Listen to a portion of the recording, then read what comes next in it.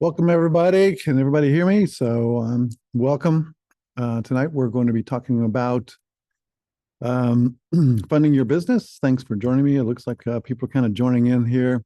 So I appreciate you taking time out of your evening to join me today. So I wouldn't mind if you look at the bottom of your screen, you should see a toolbar down there. And if you don't, just take your cursor and hover over there. It should pop right up in there. You'll see the chat feature. I never know whether people can hear me or what. So if you wouldn't mind just telling me hello, that you can hear me and see me, and what your name is and where you're joining from. It's always really a lot of fun for me to kind of see where everybody's joining from. So just say hello and where you're joining from.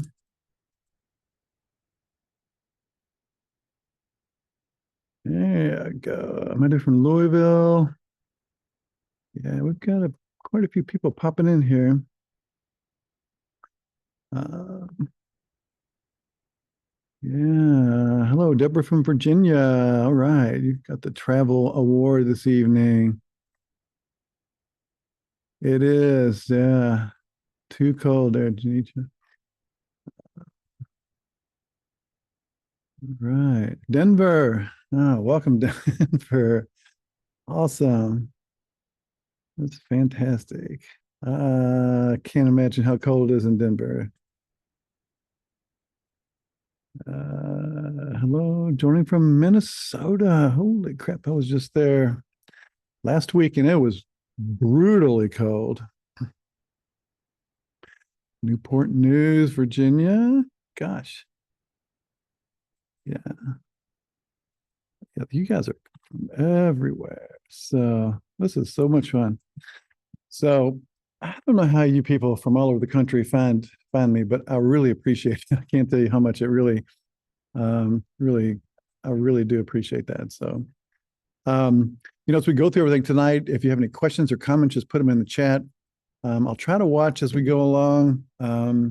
But if not, we'll look at everything at the end and kind of go through everything, and I'll do my best to answer every question you have. So we are going to do something a bit different tonight. So let me just fire this thing up. We'll get started because that's what we're here for. I'm hoping you guys can see the screen. If you can, just give me a thumbs up there. Somebody say yeah on the chat, or thumbs up. There we go. Cool. All right. So we call this shaking the money tree because that's basically what the deal is.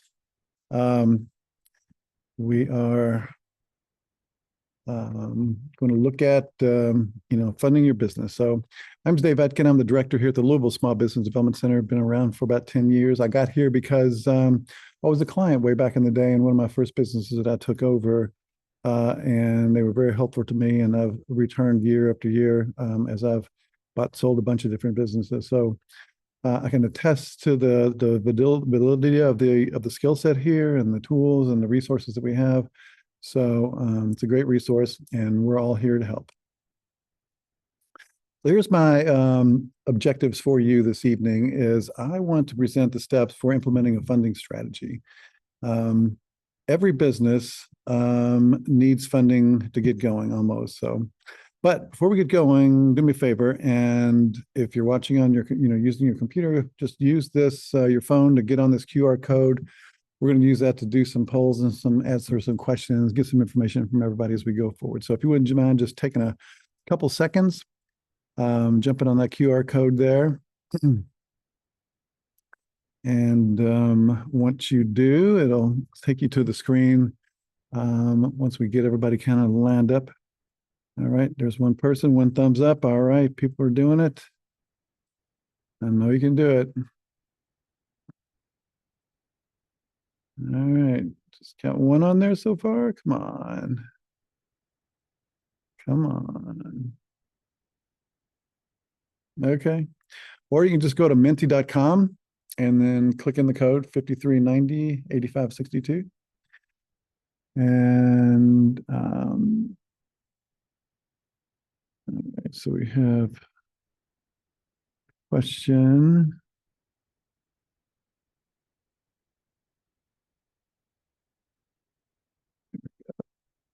All right, good. Sweet, perfect. All right, let's move on here. I'm gonna press the button and you'll see what happens next. Here we go. All right. The big question is from everyone out there, do you need to find funding to start or grow your business? Just put a yes or a no. So far, only one person. All right, 3, 4.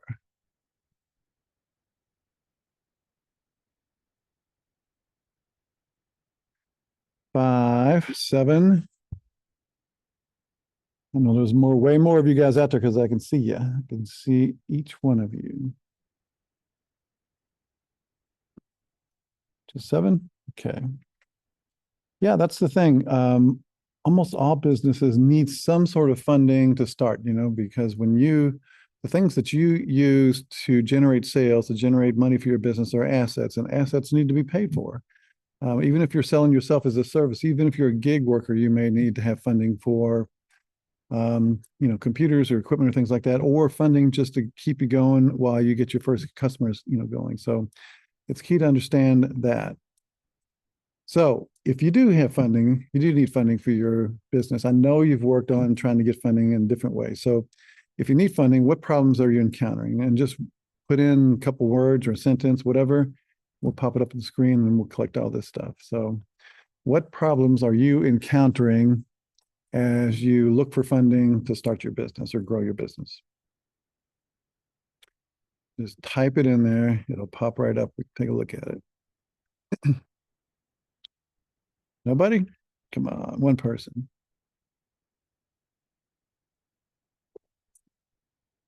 Everybody, no problems?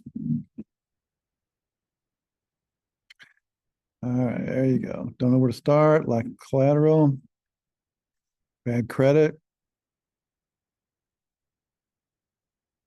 knowing where to go, right?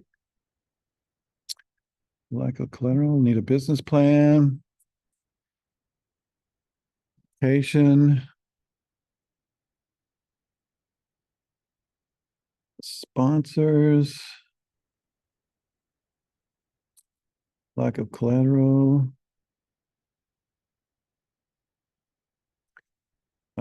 Need some profit and loss projections. Yeah, you do need that. To access capital. Great. These are all common problems. I mean, I hate to say it, but none of you guys are unique. I mean, these are just things that we encounter all the time. So to get around these things, you have to have a strategy. So that's what we're going to talk about tonight.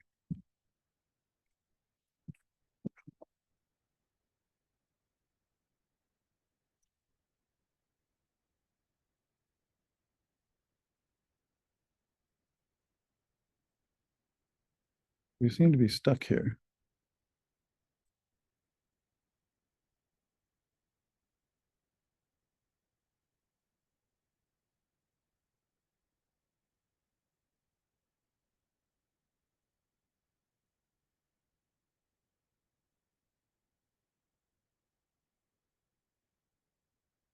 All right, I'm not sure what happened here.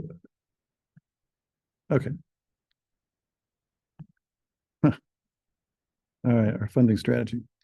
So there's 5 steps to executing a funding strategy. And the first one is understanding the sources of funding, because there's a bunch out there. Secondly, we want to determine the amount of funding needed. And this is so key. And we see it all the time where people know they need some funding, but they don't know exactly how much they need. And this is a severe problem when you go looking for money. There's a bunch of sources for funding out there, but not all are appropriate for you. So it's important to understand where to go, and that's where we can kind of help you. You need a business plan, and really, I don't call it a business plan in this situation. I call it a loan proposal. That's what we're using this business plan is to sell ourselves as we look for money and try to market our way into getting funded. And then you just make the approach. These are our 5 steps we're going to look at tonight. So understanding the sources, there's 2, debt or equity. And so debt is just basically that, it's a bank loan. You have to pay it back. Um, that's both good and bad. It allows you to retain all ownership of the business if you take out a loan. You get to keep all the upside of the business, especially if you're pretty successful and you can pay your loan off. So equity is just that. Equity is also basically bringing on partners. Partners have a say in your business. They can make decisions. They can, if there's enough of them and they have more ownership in the business than you, they can get rid of you even as a founder. So it just means they're putting money in to buy into your business. And again, this whole control issue is big. Excuse me. Here's the thing that happens a lot, and I talk to thousands of people about funding their businesses, and this is our main thing, is helping people find money and get them funded for their business. But it's really rare when someone comes and says, we're going to start a business or we're going to grow a business. We need to find some funding. My next question is this: how much do you need? We don't know. We need some amount. And this is so key. And if you would show up at a lender's doorstep and said that, it is not really good, because they know you're not you're not a good bet because you haven't really figured out what's going on with your business. So we have to have this financing mindset. We have to think a little bit differently. So this is it. The thing that we're looking for is, we need to know how much, the bag of money. Once we know that is and how much it is, and when we know how much we need in equipment and inventory, starting inventory, we need to buy a building, we need this, we need that. Once we have that bag of money, then we can look and see what's out there. And it's basically like a puzzle. Most businesses aren't funded with one source of funding. They, back, I don't know, 10 years ago when money was super cheap, you could get one source of financing, but it's rare, very rare. It's often 5 or 6 times how much money, different sources. So just think of it as a puzzle we're assembling. We get one piece of money here and one little puzzle piece over there, and then we put it all together, and then we have the total amount we need. There's another piece to this, in that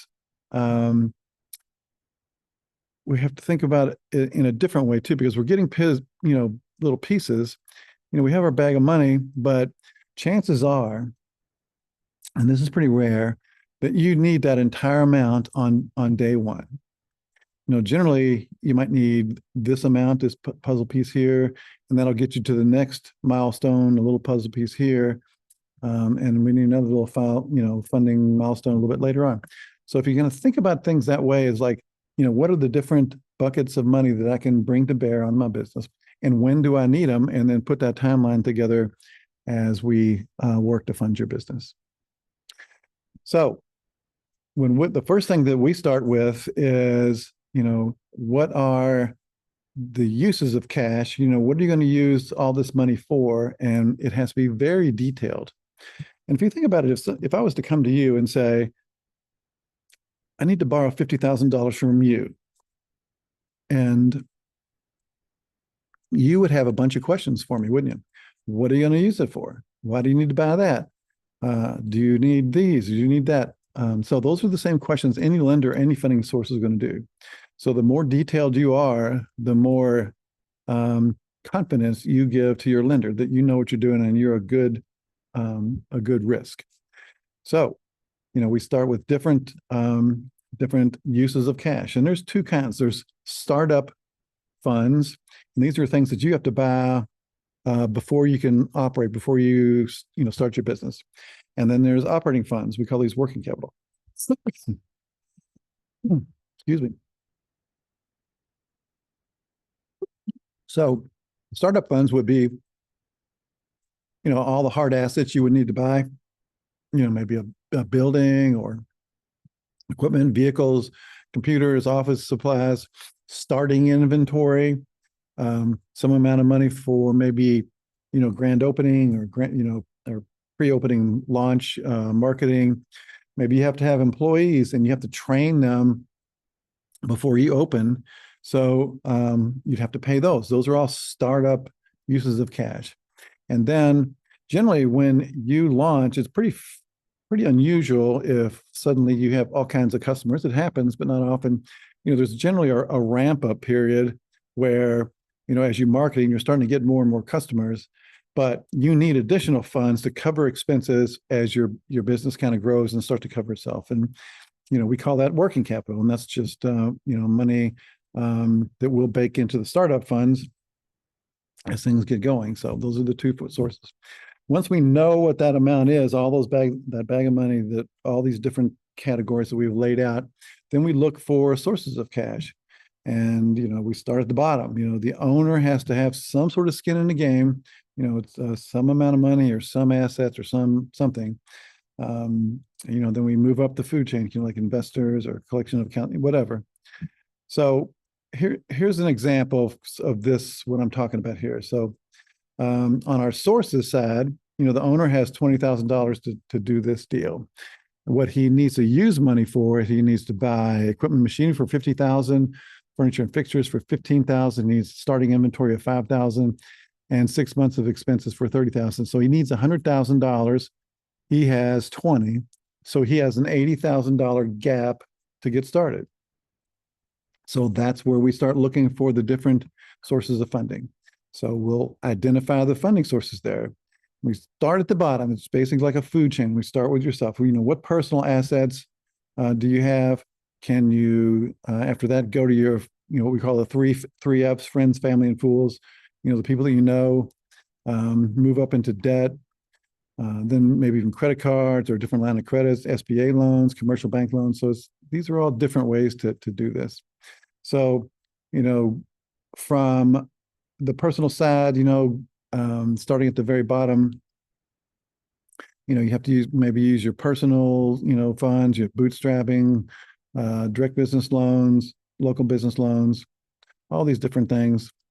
So the personal funds, you need to be willing to put something in, we call it, to put some skin in the game. So, it could be cash and savings, or if you have home equity, you could use that, friends and family credit cards, whatever. Bootstrapping, this is another thing that a lot of small business, especially smaller gig workers and stuff, will do bootstrapping. What is it? Bootstrapping is just finding ways to avoid the need for external financing or funding through just whatever, just make do with whatever you can. And honestly, I've seen businesses fail because they were successful in raising money. And so the founder gets started, and he's been able to raise investor and get some loans, stuff like that, and he's sitting on a ton of cash, and he's feeling good. He's got everything he needs. He's moving forward. And what generally happens is he is under no pressure to perform. Everybody's getting paid. Everybody's happy. We're not working too hard because he's fat. He's got plenty of cash. And then that money runs out, and then that business is not set up, to make it, and it fails. And a lot of people lose their money that way. The people that really have been successful are the ones that figure out, what can you do to make $1 today with what you have today? And when you're starting a business, you're betting that you have something of value to give to the world. And often what I think is value that the world should value, the world doesn't care. The world thinks it's ridiculous, and nothing happens, generally the world doesn't care if I have a meatloaf recipe that's really good. No, it doesn't really matter. So this idea of bootstrapping and seeing if you can sell things before you really can, put a lot of investment and time in it is super important. And these software companies do this often, and you can figure out ways to do it if you're not kind of in the techie field. But the idea is that, if I can come up with a concept, with an idea, a problem that I'm solving that I think people will have some interest in, if I call people that I know and I tell them I have the solution, it'll kind of work like this, and it's going to cost X number of dollars, and I I'm launching, I can only take, 20 people and it costs this, would you be interested? And if they say yes, and then you would ask them right away, I'll need, the full amount, down payment now to hold your space. And if something happens and we can't deliver, then you get a full refund. But being able to get money out of somebody, even before you build the solution, that validates your idea that there's things that people are willing to pay for. When you've been to, relatives' houses and you say, I'm going to launch this business, and they say, oh yeah, we'll be right there to, to buy whatever. And then when the time comes, and you show them your solution or whatever it is and ask them to buy, and they say, well, they're not ready, that's just family talking. So if you can get a stranger to give you $1, then you've got a valid business idea. So here's some other examples of bootstrapping. Buying used equipment instead of new, obtaining payments in advance, and that's just what I was talking about. And again, it's not so weird, because if you were to ask a contractor to come and remodel your kitchen, the first thing that guy's going to say is, I need 50% deposit. And he does that to take that money and buy materials to get started. So he turned you into the bank. He turned you into the financing source to finance that job. So you can do that, hopefully you can do those things the same way. The same with vendor financing. If I have suppliers that supply me materials to build things or whatever, if I can convince that supplier to give me credit where they'll give me what I need today and give me 30 days or some amount of time before I have to pay them, I've actually turned them into a bank. They've actually given me a 30-day loan to get things that I need to get going. So that's another way. If you're in an industry like the restaurant industry, sometimes when I used to be in the restaurant business, we would coordinate purchases with the restaurants that we were friends with in the area, and we saved a ton of money. Leasing equipment instead of buying is another great way. And if you need, trucks or equipment or computers, a capital lease is a great way to do it. You don't have to have like this giant down payment. It's like the first and last month's payment, and then at the end of the day, you can kind of, negotiate like a dollar buyout or whatever. Sharing office space. Just different things like that.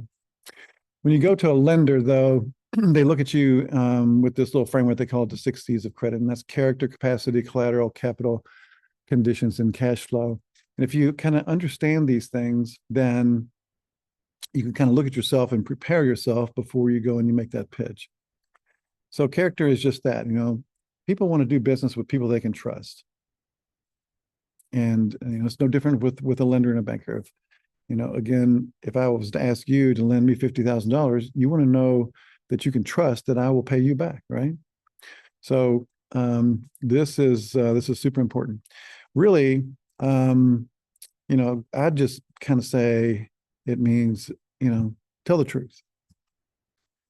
Be clear about everything. Be honest and open. And this is I'll tell you a story that actually happened to me. So I had this restaurant. It was doing really, really well, and around the corner was a bank, and those guys came and had lunch with me all the time. I knew everybody over there. I knew the bank president really well. And then I found this building across town that I wanted to open up another store. So when the bank president came in, I said, "Hey, I found this building. I want to build another restaurant. Here's my business plan. You think you guys would finance me?" And he goes, "Oh yeah, you guys do a great job. We'd be all over this." So gave him the business plan. He goes, I'll take a look at this and make some calls. I'll call you later on in the day." And he did call me later on in the day, and he said, called me up and said, "Dave, I can't help you. We looked at this, it looks okay, but we pulled your credit, and it seems you have a federal tax lien on your credit, your credit file." And I mean, I didn't know anything about it. So what had happened was, I had the IRS had disallowed, a $300 deduction on a tax return from a couple of years past.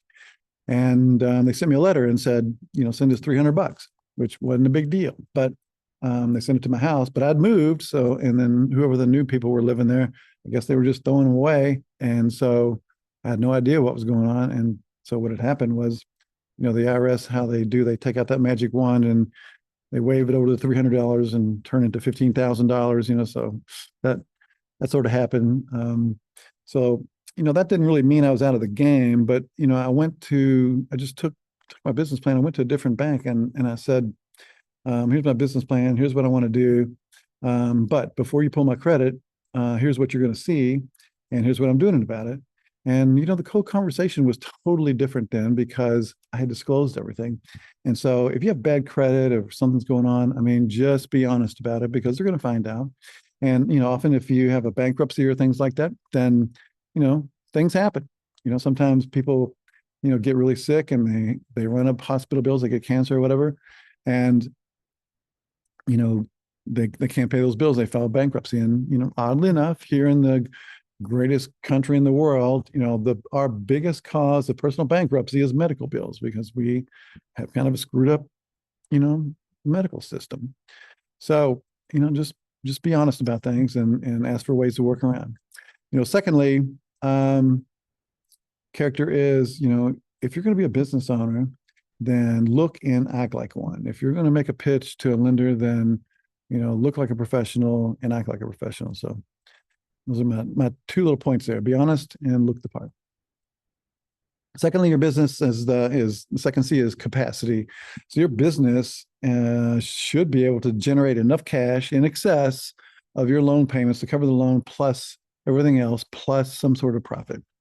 We call that capacity. And that's all where you lay that out in your business plan. The next is capital. Next C is capital. And that's basically the money and things, assets, and whatever you have personally invested in the business, your skin in the game.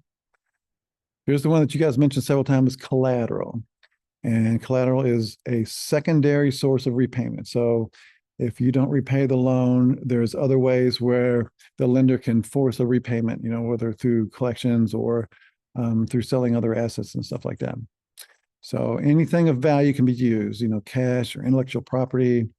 Sometimes you can use accounts receivable. Now, accounts receivable are when you sell to a customer, but you give them terms where they don't have to pay you for maybe 30 days. So that has value, and a bank will finance and use that for collateral. Here's some things about collateral. Collateral is not dollar for dollar. This is something that's sometimes gets people a little frustrated. So it's never dollar for dollar. The only thing that's dollar for dollar is cash, because cash is cash. But here's little things just for your information about what the discounted value is of collateral. So the cash and treasuries and things like that are pretty easy, but office and construction equipment is not, it's 80%. So yesterday you paid 100% for it, and today from a collateral basis it's only worth 80% of it. Inventory, generally that has a short shelf life, so it's almost half is good.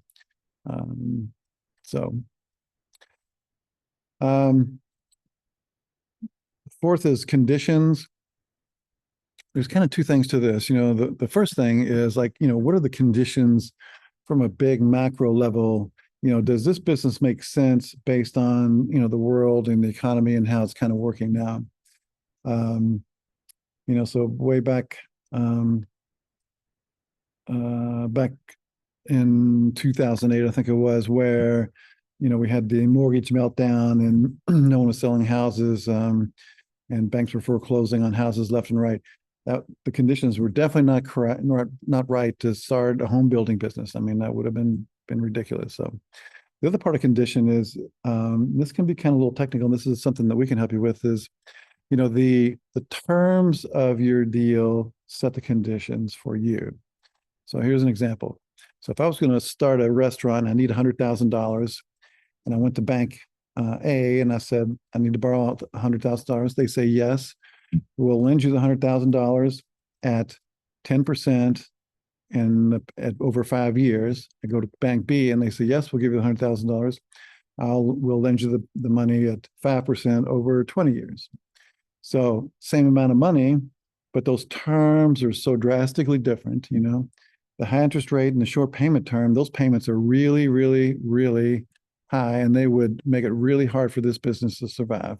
The other business, the payments would be really low. So the conditions are, I will be most likely to be successful and have enough cash flow to pay the debt, plus have enough money to operate my business. So a little bit on term loans, they're paid monthly. It can be fixed or variable rate. You can ask for things. Loans often can be negotiated, whether you believe it or not. You don't have to just take what they can get. But you can negotiate interest-only terms, or they call some forbearance terms, like, no, the first payment's not due for 2 or 3 months. So always ask, never hurts. And lastly, the last C is cash flow. Can this business generate enough cash, to pay that debt service? So that's the most important. That's where that business plan comes from. Always know your credit score before you go in, and you can get free credit, reports from, online with, like Credit Karma, things like that. The big three credit agencies, Experian, whatever, they're required to give you a free credit report every year, at your asking. And what I would recommend doing, since if you go to Credit Karma, the way they blend everything together, the banks don't really, jive with that, but they do look at the three credit reporting agencies. So since they have to give it to you once a year, like in January, like this month, if you went to Experian and got a credit report, as you have that, and then you worked on your credit for 4 months, and then in May you could go to TransUnion and get another free credit report, see how you're doing, and then work for another 4 months, and then get it from the last one. I can't think of the name of it now, but so that way you can do these annual 3 check-ins instead of just getting all at once, if you have to work on your credit. These direct business loans, this is available usually to established business. There's some local programs that are really good. Metco is a city loan program, and we work with Metco a lot, and they provide a lot of loan products to local small businesses. They've kind of taken a pause on a lot of their loans. There's a couple of products that are still there, so it's worth pursuing. Brinder Capital is another non-bank that does growth loans. Park Community Federal Credit Union, I can't say enough good stuff about these guys. They have a small business builder starter loan for $10,000, low documentation. You just apply online, fantastic organization. Community Ventures and Elhome are both what they call community development finance institutions. And so they are willing to do smaller loans, whereas sometimes banks don't like to do that sort of thing. They are great funding sources, and some great folks as well. Sometimes you just need, we call it a line of credit. You don't need like a term loan. And this is about understanding about what you need. So if you want to grow your business, let's say, and you got a big contract coming up and you need to buy inventory or materials or things like that, a line of credit is exactly what you need, not a term loan. And a line of credit is basically a credit card without the plastic. If you need to make a purchase, you could draw on that line of credit and use that money to, do whatever you need to do. You only pay interest on the amount you borrowed, not the total amount that you're allowed, just like a credit card. And then, the idea is to pay that back over, pretty quickly. Don't turn it into a term loan or anything like that. Renewable. Yeah, I just said all that. So, the SBA is, we're funded by the SBA. We're all loan certified and everything. So, we do a lot of SBA loans, and they are, fantastic for startups that especially don't have a lot of collateral. They have there's 5 big loan products here. They've launched a 5th one, which is collateralized line of credit. Still kind of in the beta phase. We're not totally up to speed on that, but if that works out, then it'll be great for everyone. So here's the deal on SBA.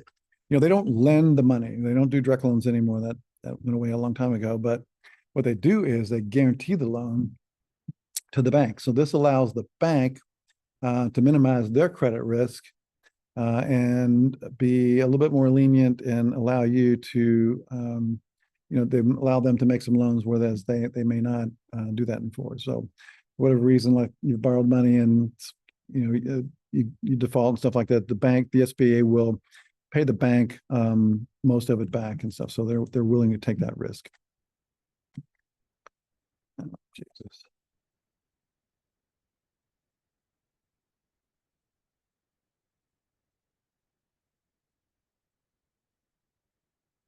Um, these loans, they are for small businesses aren't able to obtain credit elsewhere. But it is definitely, a great source. I don't know why these slides aren't going, but they aren't. Let's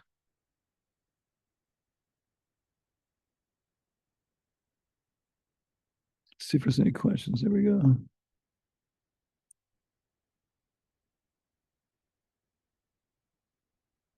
Okay. Yeah, 504 loans is one of the products that's great for real estate. Nicola, so the good thing about the 504 loan program is that it only requires 10% down for the most things, but it can't be used for everything. It's primarily for equipment and real estate, some renovations. Can't be used for working capital or inventory, things like that. Yeah, improvements, no nonprofits, not refinancing debt. The SBA does not do anything with investment real estate. That's important to know.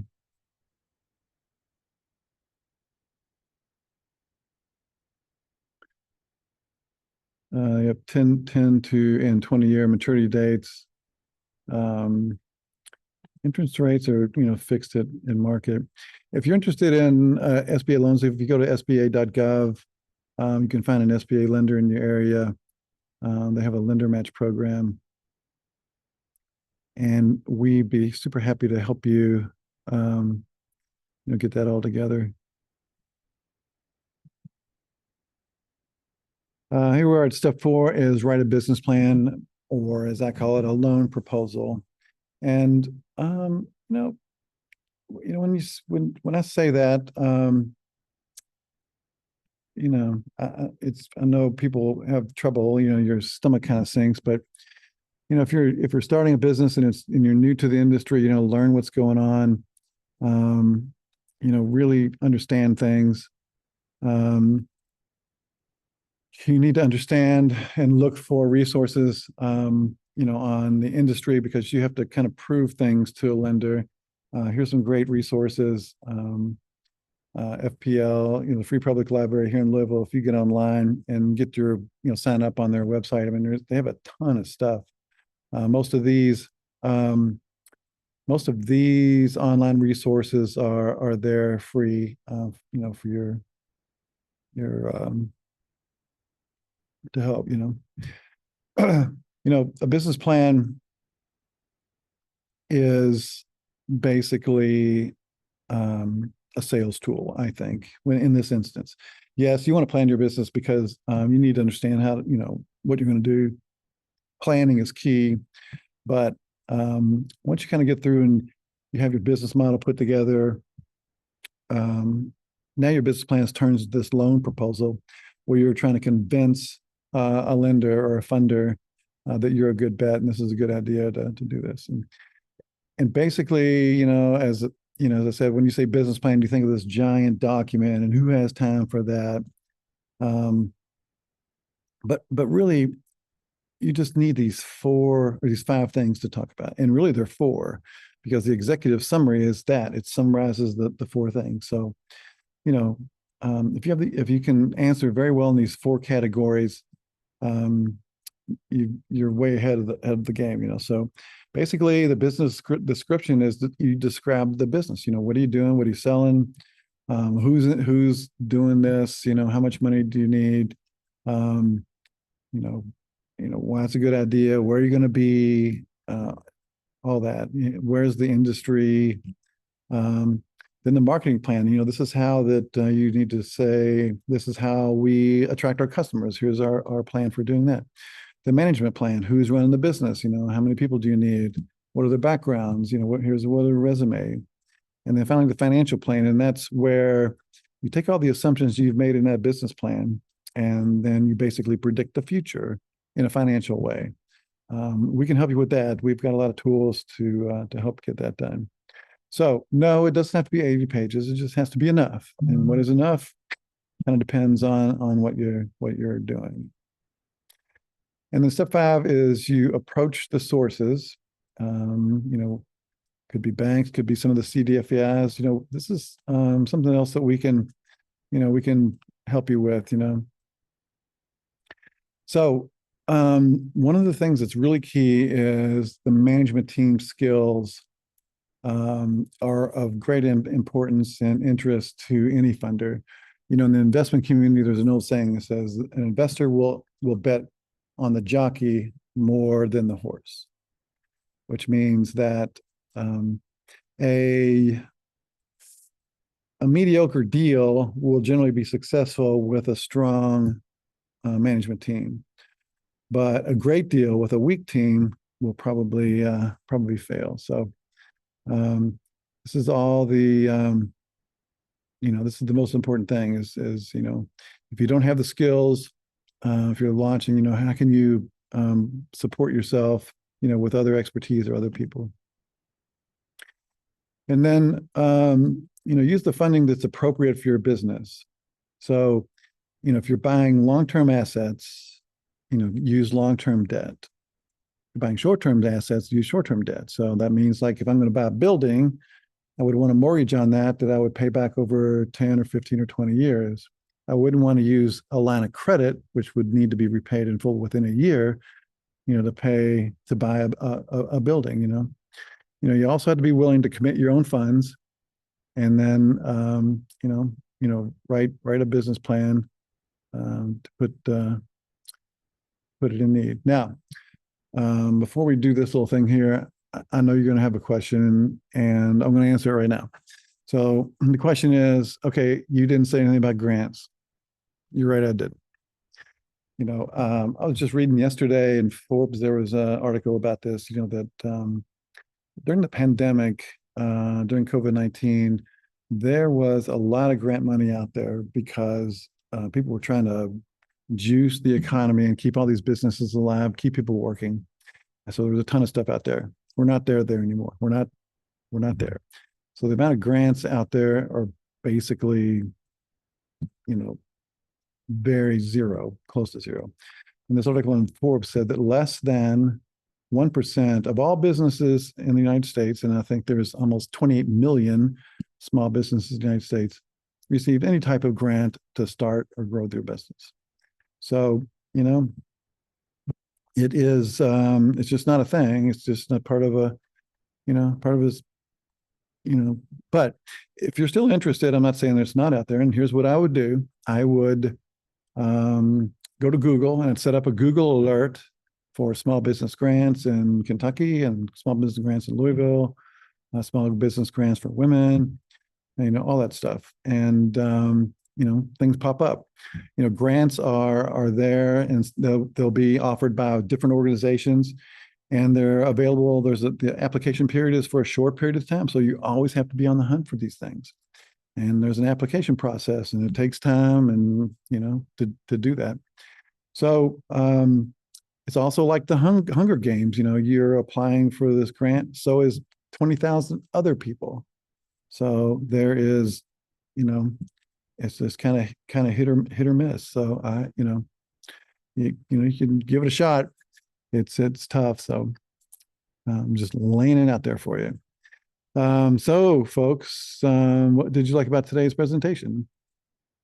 So 2 people, thank you, said resources, clear information. What else? Anything else that you liked about it? Or because the next line is about what did you hate about it? So you can save those for that. Anything else? Yeah. All right. Well, what didn't you like about today's presentation? What would you change? What did you not like about this today? Then we'll get to some questions. Nothing? Come on. One person.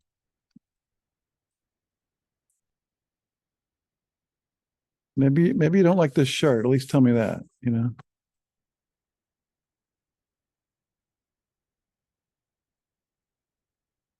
Okay. All right. I appreciate that. All right. So here's me and my team. Um, if you would want to access some of our other resources or us to, work with one-on-one with one of us to help you get your loan or do whatever you need to do with your business, scan this. I'll leave it up as we do Q&A, but it'll take you to our Coach Connect page. You'll see each one of us and a little bit of our skill sets. There's a little button there that says, book a call with me.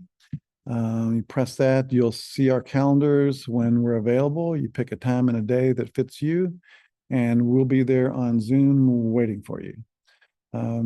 We don't really do face-to-face meetings anymore much. After COVID, we kind of lost a lot of our easy office space and things like that. Sometimes we do. It's pretty rare, but we can get everything we need to do on Zoom. What can we do for you? Good question.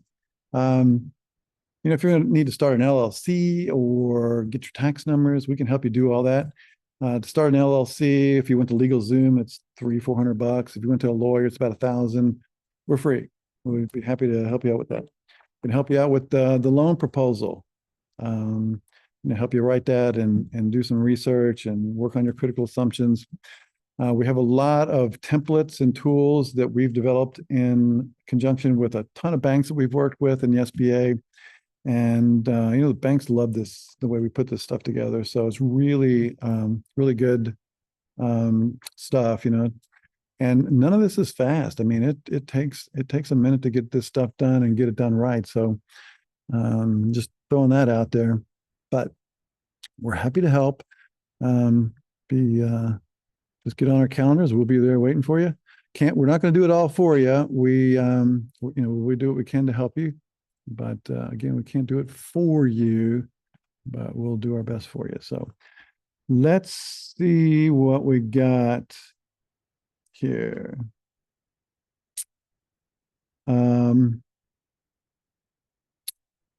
Resources. Yeah. Again, I generally, we'll put some resources up in these things. I don't like to just throw a bunch of resources up there, other than a handful, because everybody's kind of different. And we generally like, we get done, with a business plan. It kind of tells you where you need to go. We have access and relationships with lenders and other sources all over the country. And we'll start here, but sometimes there's some SBA loan officers that we know. Actually, in Virginia, we had a couple of Virginia folks there that are great that we can introduce you to. So what we'll do is we'll get you ready and get you set up and make a warm introduction for you more than once. Just another little thing about going to the bank or a lender is there's a pretty good chance. Not saying it's always 100%, but there's a pretty good chance that you're going to get turned down the first time. Fairly normal. Don't take it personally, but on the way out the door, just ask why, and then let's get back together and we'll figure out what we need to do to fix those problems. So yes, I will send you the slides here probably tomorrow or the next day, and also the recording. Yeah, we do help with small business plans, absolutely all the time. I'd like to hear more about not-for-profits. So here's the deal on nonprofits. We are federally funded through your tax dollars. And so the SBA funds us. And so they generally frown upon us, working with nonprofits because nonprofits don't pay in, they say it's not fair. But we'll do that. Anyway, they've kind of given us a little nod here a little bit in the last couple of years that we will work with nonprofits. So, yeah. And Michaela, yeah, I did see you on my calendar. So thanks for scheduling with me. I appreciate that. So if you have any questions or comments or anything like that, just put it in the chat there. Let's see. Okay, Jenny. Oh, Jenny says, can you go in depth about taking a loan from a 401k account? What are the disadvantages? All right. So, yes, Jenny, you can. It's called a ROBS transaction. Don't make me tell you what ROBS stands for because I don't remember. But basically, what you end up doing is you take over administration of your own 401k. And as a 401k administrator, you can invest in different things. So you would invest in stock in this business you're starting. So, you can do that, and a lot of people do that. To buy a business or things like that. So, I mean, it's a good way to do it. Get your money out of there in a tax efficient manner. But I tell you what, man, it is risky. Small business is risky stuff. The thing about 401ks and your retirement accounts, they're one of the few things that are protected from creditors. So that would be my last resort. I just wouldn't do that. I've seen some of this people that have done this and kind of went south on them. And they regretted it. I don't know. I know other people that have done great, doing this and paid this back, made a bunch of money. If you're asking, that's what the disadvantages are. You're putting a protected retirement account at risk, at way more risk than it would be in any market. So if it were me, again, all I can tell you is my opinion. You make your own decisions. I wouldn't do it. I would do anything not to do that. So get on my calendar. We'll argue it out. How about that, Jenny? Let's see. Inward says, what product would be good for a courier business? Well, I'm assuming a courier business, you might need to buy a vehicle or something like that. So again, I always start at the lowest common denominator. I mean, do you have a car already? Then, could you scare up a couple of bucks to wrap your car or whatever? I would, if I was going to buy a vehicle, I would go to a car lot and find one that I wanted and get the car lot to finance me. Then maybe use some credit cards for working capital for a while. So, just, kind of bootstrap this thing going, you could get that going pretty quick. Latoya, how are you? I need to talk to you. I haven't seen you in such a long time.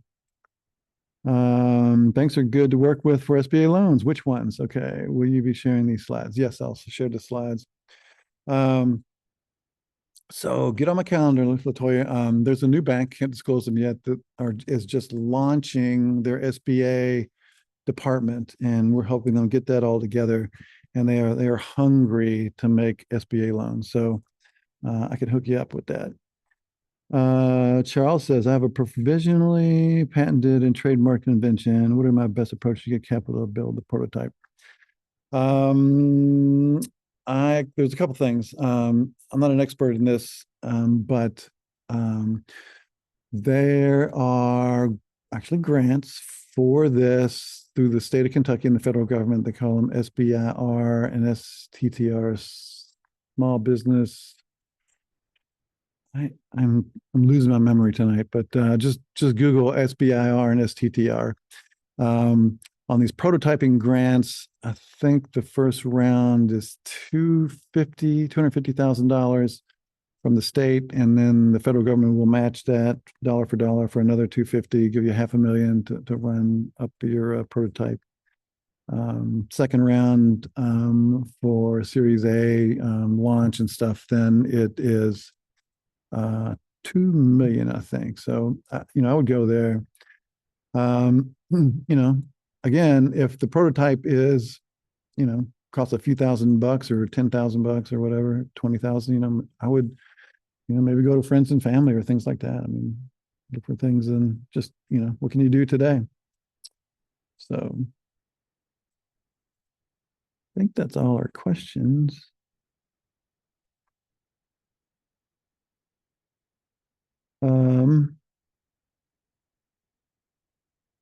Okay. Looks like that's all the questions that we have.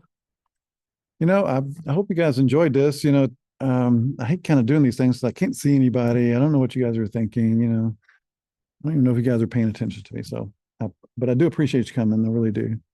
And scan that code and get on our calendars. We're here to help.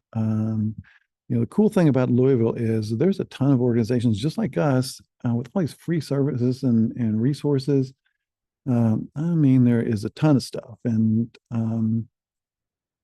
just take advantage of everything and be persistent. Don't give up. You know that you're going to get some no's here and there. Just keep at it. So, all right, folks. It's almost 7 o'clock. I know you guys got other things to do, but please reach out to me. I'd be happy to talk to you and happy to help. And so will everyone else on my team. And hope to see you guys soon. So take care.